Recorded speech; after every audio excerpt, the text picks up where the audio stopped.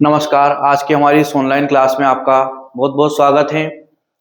तो आज जो हम कक्षा 12वीं की जो प्रकाशिक यूनिट हमारी चल रही थी उस यूनिट का जो तीसरी क्लास लेकर आए हैं। और आज का जो हमारा टॉपिक रहेगा इस क्लास का वो रहेगा दर्पणों के द्वारा प्रतिबिंब की रचना करना। तो दर्पणों के द्वारा प्रतिबिंब की रचना करने के लिए हमें कुछ नियमों का बारे में जानेंगे कि नियम क्या क्या होते हैं। तो प्रतिबिंबों के रचना के लिए जो 4 नियम होते हैं, दर्पणों के द्वारा प्रतिबिंब की रचना के 4 नियम होते हैं। पहले उन नियमों के बारे में जानेंगे और नियमों को समझने के बाद में हम 6 स्थितियों में अलग अलग दर्पणों के द्वारा प्रतिबिंब की रचना करेंगे। जो दर्पण पढ़े थे हमने 3 प्रकार के पढ़े थे, उसमें से पढ़ा था गोली दर्पण। तो गोली दर्पण में 2 प्रकार का होता है, एक होता है अवतल दर्पण और एक होता है उत्तल दर्पण। तो हम पहले अवतल दर्पण के द्वारा प्रतिबिंब की रचना 6 स्थितियों में निकालेंगे। तो निकालने के लिए पहले क्या करेंगे, अपन उनके नियमों को समझेंगे कि वो नियम क्या होते हैं। अगर वो नियम हमें पता हो गए तो हम आसानी से प्रतिबिंब की रचना कोई सी भी स्थिति में कर सकते हैं। तो सबसे पहले जानते हैं हम कि वो नियम क्या होते हैं। तो हम पहला हमारा जो टॉपिक रहेगा वो यही रहेगा, दर्पणों द्वारा प्रतिबिंब की रचना के नियम। तो इसके 4 नियम होते हैं। तो हम पहला नियम देखेंगे, कौन से दर्पण है, दोनों दर्पणों के द्वारा, अवतल और उत्तल दोनों के लिए एक साथ समझेंगे। तो दोनों दर्पणों के अपन चित्र बना जाएंगे और समझते जाएंगे कि किस तरीके से ये नियम लागू होते हैं। तो पहले बनाएंगे अपन, एक दर्पण बनाया और एक और ये बनाया। अभी दर्पण नहीं बने हैं, दर्पण अब बनेंगे, इनके ऊपर कलई करेंगे अपन। टीन या मरकरी के यौगिक की कलई की हुई होती है। अपने इससे पहले वाली क्लास में पढ़ लिया था कि दर्पण का निर्माण कैसे होता है। तो ये जो दर्पण है, ये दर्पण है हमारा कौन सा, अवतल दर्पण। क्या नाम लिखेंगे इसका, अवतल दर्पण। और ये जो रहेगा हमारा कौन सा दर्पण रहेगा, उत्तल दर्पण। इनके बारे में हमने पढ़ लिया था कि जिस दर्पण का परावर्तक पृष्ठ दबा हुआ होता है वो उत्तल दर्पण कहलाता है, और जिस दर्पण का परावर्तक पृष्ठ उभरा हुआ होता है वो उत्तल दर्पण कहलाता है। तो इन दर्पणों से के संबंधित कुछ परिभाषाएं भी पढ़ी थी। उन परिभाषाओं में जैसे यहाँ पे था, हमने ध्रुव पढ़ा था। ये गोली दर्पण, जिस गोले का एक भाग होता है उसका केंद्र वक्रता केंद्र कहलाता है। इनका दोनों के जस्ट बीचों बीच में एक पॉइंट होता है, उसको कहते हैं अपन फोकस। और ये यही पॉइंट सेम उत्तल दर्पण में भी थे। ये इसका ध्रुव होता है, यहाँ इसका वक्रता केंद्र होता है और यहाँ क्या रहता है, इसका फोकस रहता है। तो पहला जो नियम है वो नियम ये है कि अगर कोई प्रकाश किरण मुख्य अक्ष के समांतर दर्पण पर आपतित होती है, किसके समांतर, मुख्य अक्ष ये जो है इसके समांतर अगर कोई प्रकाश किरण दर्पण पर आपतित होती है तो वह दर्पण से परावर्तन के पश्चात फोकस से होकर गुजरती हैं। कौन से दर्पण में, अवतल दर्पण में। और ये नियम इसके लिए बोलेंगे, क्या बोलेंगे, कि जो प्रकाश किरणें मुख्य अक्ष के समांतर दर्पण पर आपतित होती हैं वे सभी किरणें, जितनी भी हो सकती हैं 1 2 3, वो सभी किरणें दर्पण से परावर्तन के पश्चात कहां से, फोकस से आती हुई, इसमें तो क्या होता है कि गुजरती हैं, वो इसमें टकराने पर परावर्तित हो जाती है और फोकस से आती हुई प्रतीत होती हैं। ये पहला नियम है। क्या नियम है कि समांतर आएगी तो फोकस से वो गुजरेगी, कौन से में, अवतल में। और यहाँ क्या पढ़ेंगे कि समांतर आएगी तो टकरा के चली जाएगी, परावर्तित हो जाएगी और फोकस से आती हुई प्रतीत होगी, प्रथम नियम। दूसरा नियम होगा जस्ट इसका उल्टा। क्या है कि जो प्रकाश किरणें मुख्य फोकस से होकर दर्पण पर आपतित होती हैं, कैसे, फोकस से होकर दर्पण पर आपतित होती हैं तो वो दर्पण से परावर्तन के पश्चात मुख्य अक्ष के समांतर चली जाती हैं। इसमें भी यही बोलेंगे, ये कौन से, ये चली जाती हैं शब्द का उपयोग में करेंगे, अवतल दर्पण में करेंगे। और इसमें क्या बोलेंगे, जो किरणें मुख्य फोकस की दिशा में दर्पण पर आपतित होती, किसकी दिशा में, मुख्य फोकस की दिशा में अगर आपतित होती हैं तो वो दर्पण से परावर्तन के पश्चात मुख्य अक्ष के समांतर चली जाती हैं। ये होता है द्वितीय नियम। इसके बाद में आता है तीसरा नियम। तो तीसरा नियम के लिए अपन अलग से चित्र बना के समझते हैं। एक बाव बनाते हैं इसका चित्र, ये बनाए हमने अवतल और यहाँ बनाएंगे हम उत्तल। फिर इनके ऊपर कलर कर देते हैं, काई की करते हैं कलई, टीन या मरकरी के यौगिक की कलई कर देते हैं। अब क्या बन गए, दर्पण बन गए। फिर वही चीजें बनाएंगे, इसके अंदर मुख्य अक्ष बनाएंगे, ध्रुव बनाएंगे इसका, ये बनाई मुख्य अक्ष, यहाँ रहता है इसका ध्रुव, यहाँ रहता है वक्रता केंद्र, यहाँ रहता है इसका फोकस। सेम एक ही पैटर्न इसके अंदर भी, यहाँ क्या रहता है इसका ध्रुव, यहाँ रहेगा वक्रता केंद्र और यहाँ पे रहेगा क्या इसका फोकस। तीसरा नियम यह था कि अगर कोई प्रकाश किरण वक्रता केंद्र से होकर दर्पण पर आपतित होती है, कहां से होकर, वक्रता केंद्र से होकर दर्पण पर आपतित होती हैं, तो वह दर्पण से परावर्तन के पश्चात वापस वक्रता केंद्र से होकर ही परावर्तित हो जाती हैं।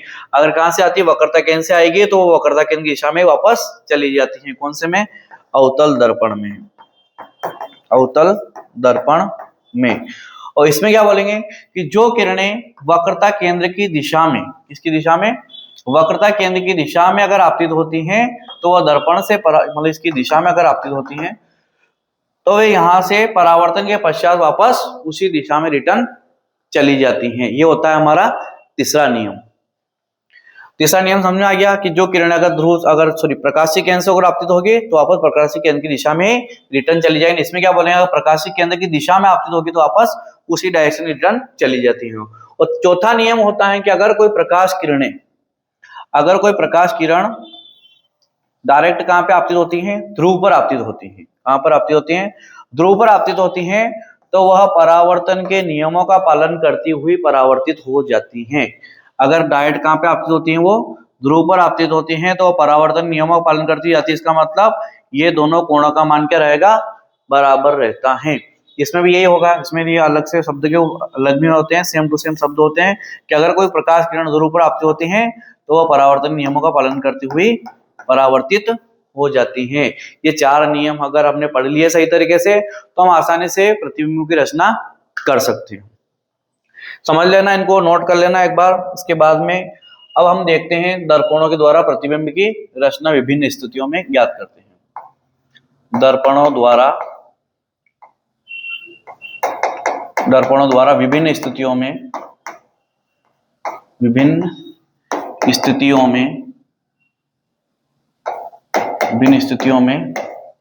प्रतिबिंब का निर्माण, विभिन्न स्थितियों में प्रतिबिंब का निर्माण करते हैं। तो इसकी 6 स्थितियां होती हैं। कितनी स्थितियां होती हैं, 6 स्थितियां होती हैं। कौन से दर्पण के द्वारा करेंगे, अवतल दर्पण द्वारा। पहले हम के द्वारा करेंगे, अवतल दर्पण के लिए समझते हैं कि अवतल दर्पण के लिए 6 स्थितियों में प्रतिबिंब की रचना करते हैं। तो पहली स्थिति आती है कि जब वस्तु कहां पर स्थित हो, जब वस्तु दर्पण के सामने जब वस्तु कहां पर स्थित हो, अनंत पर स्थित हो। कहां पर स्थित हो, जब वस्तु अनंत पर स्थित हो। अनंत पर स्थित हो तो ऐसी कंडीशन में उस प्रतिबिंब जो बनेगा वो कहां बनेगा, उसका आकार क्या रहेगा, उसकी प्रकृति क्या रहेगी, ये 3 जानकारी हमको देनी रहती है। तो कौन से दर्पण के लिए बनाना, अवतल के लिए बनाना, तो पहले अपन क्या करते हैं, ये अवतल दर्पण बनाते हैं। अवतल दर्पण बनाने के बाद में हम इसके ऊपर क्या कर देते हैं, कलई कर देते हैं। ये हमने कर दिया इसके ऊपर कलई। इसके बाद में बनाते हैं अपन क्या, मुख्य अक्ष। क्या बनाते हैं, मुख्य अक्ष बनाते हैं। तो ये बनाई हमने क्या, इसकी मुख्य अक्ष। यहाँ क्या रहता है, यहाँ रहता है इसका वक्रता केंद्र और यहाँ बीचों बीच में क्या रहेगा, इसका फोकस रहेगा। अब वस्तु कहाँ पे रखी हुई बोला उसने, कि अनंत पे रखी हुई बोला है। तो देखो कोई भी वस्तु होती है, उस वस्तु से जो प्रकाश किरणें उसके ऊपर गिरती हैं और गिरने के बाद में जो वहां से परावर्तित होती है किरणें, तो असंख्य किरणें परावर्तित होती है, होकर आती है, हमारी आंखों पहुंचती है। लेकिन हमें प्रतिबिंब की रचना के लिए इतनी किरणों के लेने की आवश्यकता नहीं है। केवल हमें प्रतिबिंब की रचना के लिए केवल 2 किरणों का लेना क्या होता है, पर्याप्त होता है। अतः हम कोई से प्रतिबिंब का निर्माण करेंगे तो हम अधिकतम कितनी किरणें लेंगे, 2 किरणें लेंगे। अब वस्तु रखी हुई है अनंत पर, तो जब वस्तु अनंत पर रखी हुई होती है तो वहां से जो किरणें आती हैं वो आती है मुख्य अक्ष के समांतर आती हैं। तो वस्तु अगर अनंत पे है तो हम देखते हैं कि जो किरणें आएगी वहां से कैसे आएगी, वो समांतर आएगी, किसके, मुख्य अक्ष के। तो हम मान लो कि ये किरण आई, ये मुख्य अक्ष के समांतर है। एक किरण नीचे से आती हुई मान लेते हैं, एक और किरण आई, ये भी मुख्य अक्ष के समांतर है। और अभी हमने नियम पढ़ा था कि जो किरण मुख्य अक्ष के समांतर दर्पण पर आपतित होती हैं, किसके समांतर, मुख्य अक्ष के समांतर अगर दर्पण पर आपतित होती हैं तो वह दर्पण से परावर्तन के पश्चात, कहां से, दर्पण से परावर्तन के पश्चात फोकस से होकर गुजरती है। कहां से होकर गुजरती है, वो फोकस से होकर गुजरती है। तो ये हमने फोकस से होकर भेज दिया। ऐसे ही नीचे से भी आई थी एक किरण, आपतित होते हुए माना था हमने। तो ये किरण भी फोकस से समांतर आपतित हुई तो टकराने के बाद में कहां से निकलेगी, ये समांतर आई तो टकराने के बाद में फोकस से होकर गुजर के गई। तो अगर देखो यहाँ पे जो फोकस से होकर गुजर के गई तो दोनों किरणें कहां पे क्रॉस हुई थी, तो फोकस पे क्रॉस हुई। तो यहाँ पे अपन लिखेंगे तो प्रतिबिंब, तो प्रतिबिंब के बारे में लिखेंगे। सबसे पहले लिखेंगे उसकी स्थिति कि वो कहाँ पे बना है। तो दोनों किरणें आके कहाँ पे क्रॉस हुई, आके फोकस पे आके क्रॉस हुई। फोकस पे आके क्रॉस हुई इसका मतलब यहाँ लिखेंगे जो प्रतिबिंब बनेगा हमारा कहाँ बनेगा, वो फोकस पे बनेगा। फिर लिखेंगे उसके आकार के बारे में, उसकी साइज क्या बनी है। तो उसकी साइज जो बनी है वो बिंदु के समान बनी है। किसके समान बनी है, बिंदु के समान। और तीसरी लिखेंगे क्या, उसकी प्रकृति। तो जो प्रकृति बनी है सामने डायरेक्ट किरणों ने काटा है, इसलिए जो प्रतिबिंब बनेगा वो क्या बनेगा, वास्तविक। और वास्तविक प्रतिबिंब हमेशा उल्टा बनता है। क्या बनता है, वास्तविक प्रतिबिंब हमेशा उल्टा बनता है। जो किरणें डायरेक्ट क्रॉस होती हैं तो ऐसी कंडीशन में जो प्रतिबिंब बनता है वो वास्तविक प्रतिबिंब बनता है, और वास्तविक प्रतिबिंब हमेशा क्या होता है, उल्टा होता है। इसके बाद आता है दूसरी स्थिति, स्थिति सेकंड देखते हैं हम। स्थिति सेकंड में क्या आता है कि जब वस्तु पहले कहां पे थी, अभी अनंत पे माना था, अब अनंत के बाद में डायरेक्ट कौन आ रहा था, सी आ रहा था। 6 स्थितियां बनेगी ऐसे करते करते। तो जब वस्तु अनंत व सी के बीच स्थित हो, कहां पे स्थित हो, अनंत व सी के बीच स्थित हो, तो प्रतिबिंब का निर्माण करते हैं वापस से अवतल दर्पण के द्वारा। ये बनाए हमने क्या, दर्पण। इसके ऊपर हम कर देते हैं वापस वही कलई कर देते हैं। कलई करने के बाद यहां बनाते हैं इसका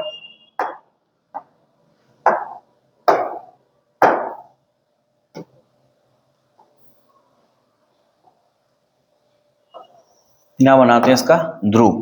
ध्रुव बनाने के बाद में खींचते हैं हम मुख्य अक्ष। क्या खींचते हैं, मुख्य अक्ष खींचते हैं। ये खींचे हमने मुख्य अक्ष।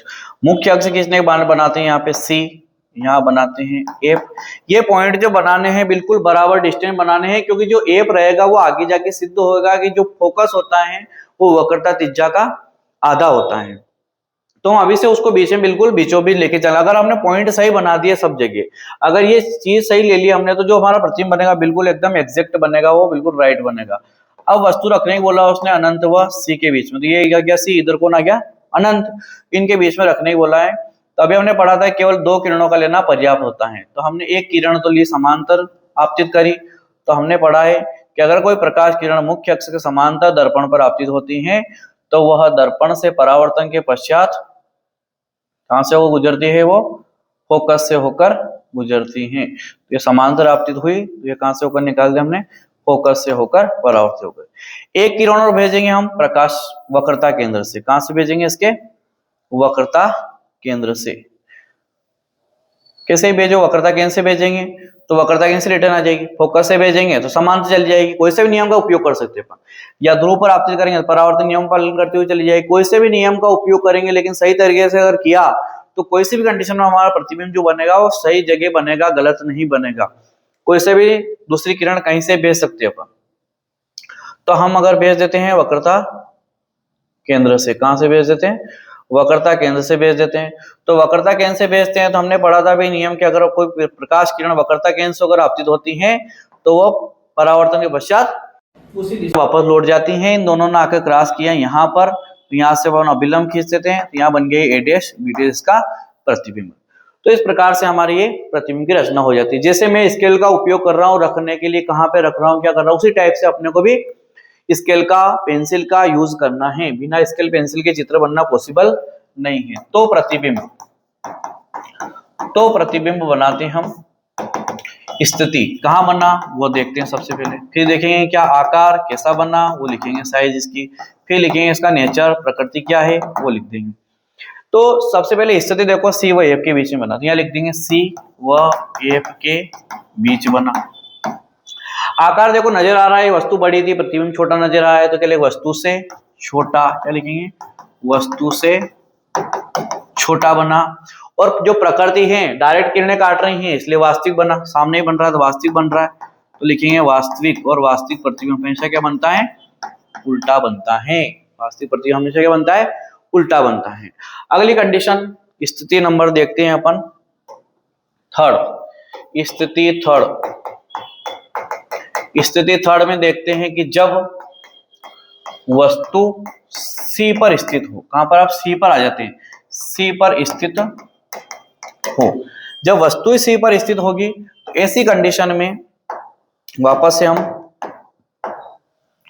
निर्माण करते हैं, जो बनाया हमने अवतल दर्पण। अवतल दर्पण बनाने के बाद में हम बनाते हैं इसका ध्रुव। क्या बनाते हैं? इसका ध्रुव बनाते हैं। ध्रुव बनाने के बाद में इसकी मुख्य अक्ष बनाते हैं। ये बने हमने इसकी मुख्य अक्ष। मुख्य अक्ष बनाने के बाद में बनाते हैं हम इसका वक्रता केंद्र, फिर बनाते हैं इसका फोकस। अब वस्तु को बोला उसने कि वस्तु को कहां पर रखना है, तो वस्तु को रखना है सी के ऊपर रखना है। कहां पर रखना है? एकदम सी के ऊपर रखना है। तो स्केल लेना है अपने को, स्केल का उपयोग करते रहना है, और स्केल का उपयोग करते हमने वस्तु रख दी हमने कहां पर? सी पर। सी पर रखने के बाद में नियम तो वो क्या हुई, एक किरण तो कैसे भेजेंगे हम? स्केल का उपयोग सही करना है, समांतर भेजना है एकदम, क्योंकि इस चित्र के अंदर गड़बड़ होने की संभावना बहुत ज्यादा होती है और ये ज्यादातर पूछा जाता है। जिसमें गड़बड़ होने की संभावना रहेगी वही क्वेश्चन परीक्षा में पूछा जाता है, कंफ्यूज करने के लिए। तो ये समांतर आपतित हुई तो टकराने के बाद में या परावर्तन के बाद में कहां से होकर निकलेगी? फोकस से होकर चली जाती है। दूसरी किरण हम कहां से आपतित करते हैं? फोकस से आपतित करेंगे तो समांतर जाएगी, ध्रुव पर आपतित करेंगे तो परावर्तन नियम पालन करती हुई जाएगी। तो हम चाहते हैं हम इसको ध्रुव से आपतित कर देते हैं, सॉरी फोकस से होकर आपतित करते हैं। तो ये फोकस से होकर आपतित करी हमने। तो दूसरा नंबर का नियम था है कि अगर फोकस से होकर आपतित होती हैं तो परावर्तन के पश्चात क्या होती हैं? मुख्य अक्ष के समांतर चली जाती हैं। कैसे चली जाती है वो?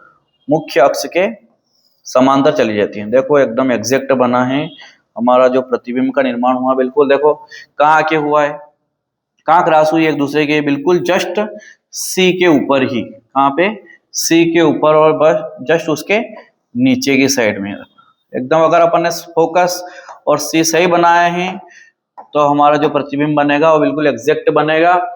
देखो यहाँ पे जो वस्तु थी वो ए बी थी, जो ये की मैंने नाम दिया यहाँ पे ए डैश। क्यों दिया? कि ये किरण जा रही थी ये भी यही ए से आ रही थी, ये वाली जो आ रही थी ये भी ए से आ रही थी, इसलिए इसको नाम दिया अपन ए डैश, इसको दिया बी डैश। तो जो प्रतिबिंब बना वो कहाँ बना? वापस इसके बारे में लिखते हैं। तो प्रतिबिंब की स्थिति कहाँ बना वो लिखेंगे, फिर लिखेंगे उसका आकार कैसा बना है और उसकी प्रकृति क्या रही। तो स्थिति देखो सी पर ही बना। वस्तु अगर सी पर रखी हुई होगी तो जो हमारा प्रतिबिंब बनेगा वो भी कहाँ बनेगा? सी पर ही बनेगा। आकार देखो बिल्कुल बराबर नजर आ रहा है, तो क्या लिखेंगे? वस्तु के समान। और जो प्रकृति है वो तो वही रहेगी वास्तविक, और वास्तविक प्रति हमेशा क्या बनता है? उल्टा बनता है। ये हमारी हो गई तीसरी स्थिति। अब हम देखते हैं अगली चौथी स्थिति। स्थिति 4, चौथी स्थिति देखते हैं कि जब वस्तु, अब सी पर आ गए थे, सी के बाद में आ रहा एफ, तो सी व एफ के बीच कहां पे स्थित हो? सी व एफ के बीच स्थित हो। सी व एफ के बीच स्थित हो तो वापस से वही निर्माण करते हैं अपन। तो इसमें देखते हैं, कलई कर देते हैं वापस दर्पण के। ये हमने कलई कर दी टीन या मरकरी के यौगिक की। कई कलर करी है? टीन या मरकरी के यौगिक की। फिर हम बनाते हैं क्या? ध्रुव। जैसा मैं बना रहा हूं वही चीजें अपने को ध्यान में रखना है कि क्या चीजें पहले बनानी हो, किन किन बातों का ध्यान रखना है, तो बिल्कुल एकदम ये एग्जैक्ट चित्र बनेगा हमारा, कोई गलती निकाल नहीं सकता इनके अंदर। स्केल रख दिया हमने, यहाँ बनाएंगे हम क्या? ये बनाया सी। इसके बाद में बीचों बीच क्या बनाते हैं हम? ये फोकस बना दिया।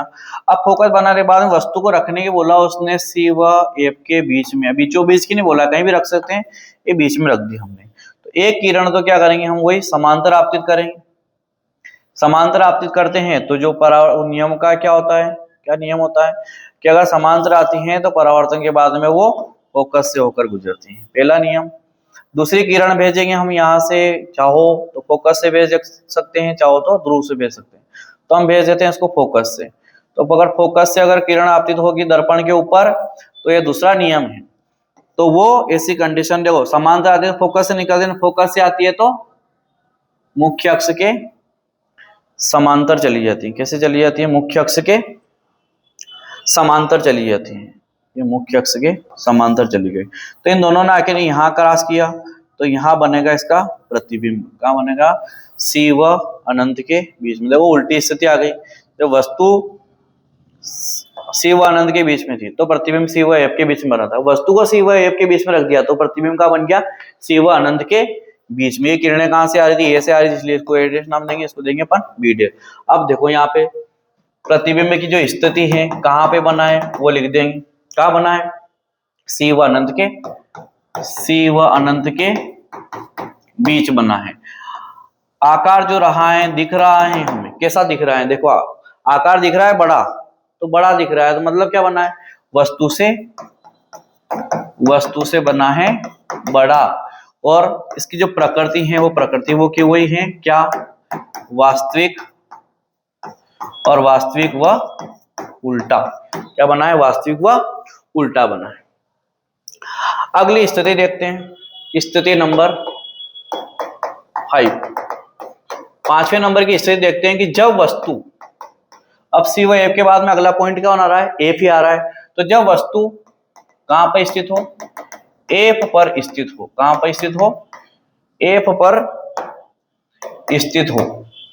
तो एफ पर स्थित करते हैं वस्तु को। ये बनाया हमने वापस से।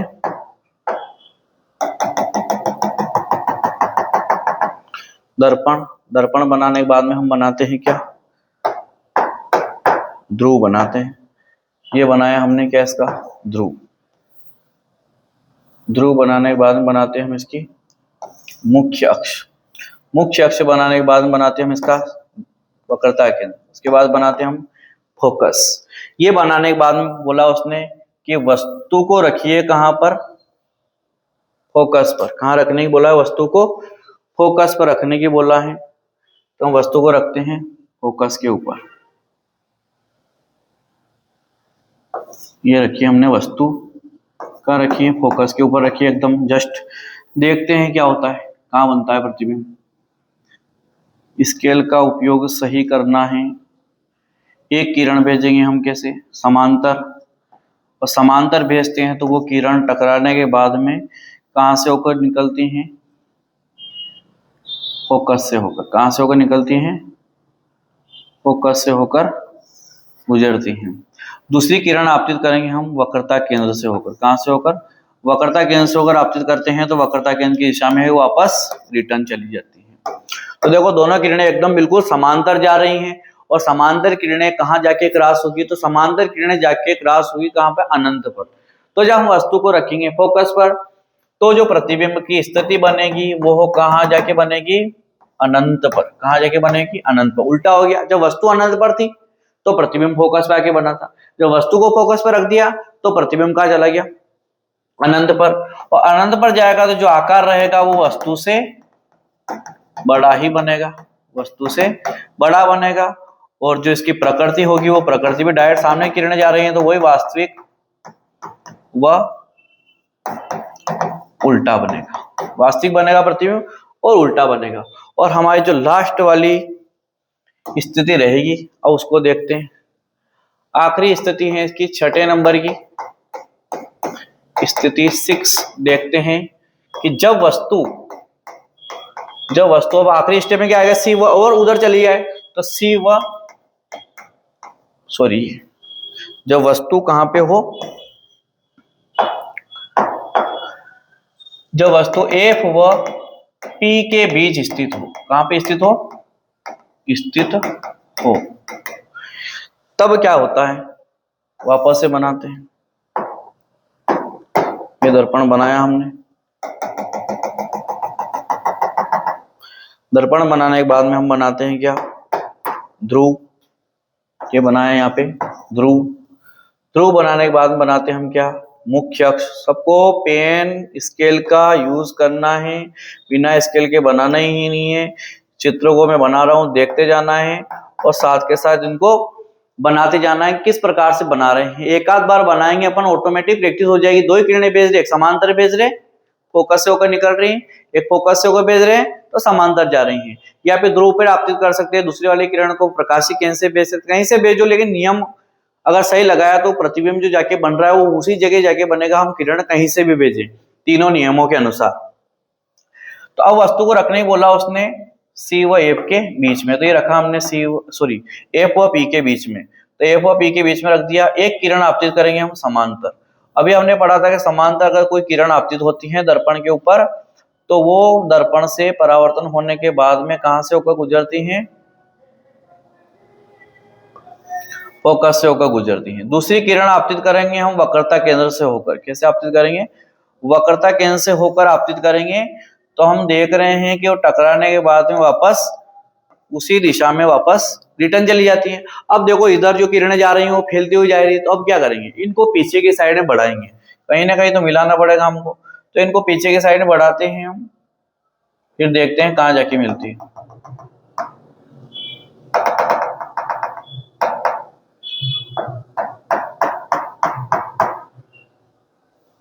और भी आगे तक बढ़ा देते हैं, कहाँ जाके मिलती हैं इसको देखते हैं। ऐसे ही इस किरण को बढ़ाएंगे पीछे की साइड में,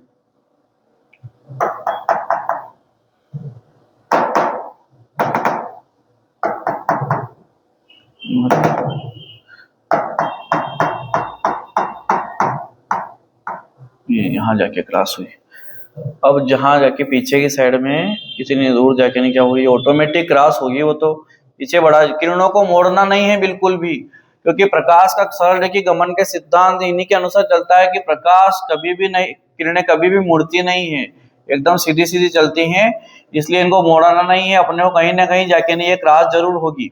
अगर झुकती हुई जा रही है तो यहाँ आके क्रॉस हुई तो यहाँ बनेगा इनका प्रतिबिंब।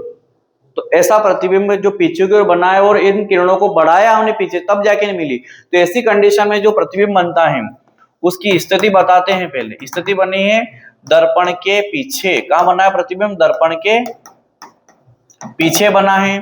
जो आकार दिख रहा है हमें वस्तु से बड़ा नजर आ रहा है, वस्तु से बड़ा नजर आ रहा है, और जो प्रकृति नजर आ रही है वो कैसी नजर आ रही है, आभासी नजर आ रही है, क्योंकि पीछे की ओर बढ़ाने से बना है तो आभासी बना है। आभासी प्रतिबिंब हमेशा क्या बनता है, सीधा बनता है। नजर भी आ रहा है कि जो प्रतिबिंब बन रहा है वो हमारा क्या बन रहा है, सीधा बन रहा है। ये हमारी थी 6 स्थितियां, कौन से दर्पण के द्वारा, अवतल दर्पण के द्वारा। इस प्रकार इनको अपने को रचना करनी है, नियमों को पढ़ना है। नियमों को पढ़ने के बाद में ध्यान रखना है कि किरणों को कहां से, चारों अगर नियम हमें अच्छे से याद हैं, पढ़ लिए हैं, पहले नियमों को ध्यान से पढ़ना कि जो किरण समांतर आती है फोकस से निकलती है, फोकस से आती है समांतर जाती है, वक्रता केंद्र से आपतित होती है, वक्रता केंद्र से दिशा में वापस चली जाती है, और ध्रुव पर आपतित होती है तो परावर्तन के नियमों का पालन करती है, रिटर्न चली जाती है। इन चारों नियमों को पढ़ने के बाद में हमें इन प्रतिबिंबों की रचना करना है। सरल है, कोई दिक्कत वाली बात नहीं है। अब आपको प्रकाशिकी में किसी प्रकार के कोई डाउट नहीं रहेगा। एक एक वीडियो को अच्छे से समझे, देखें, एक के बाद एक वीडियो आती रहेगी। आज की क्लास में बस इतना ही। अब जो अगला टॉपिक रहेगा वो हम अगली क्लास में देखेंगे। आज के लिए बस इतना ही। Thank you.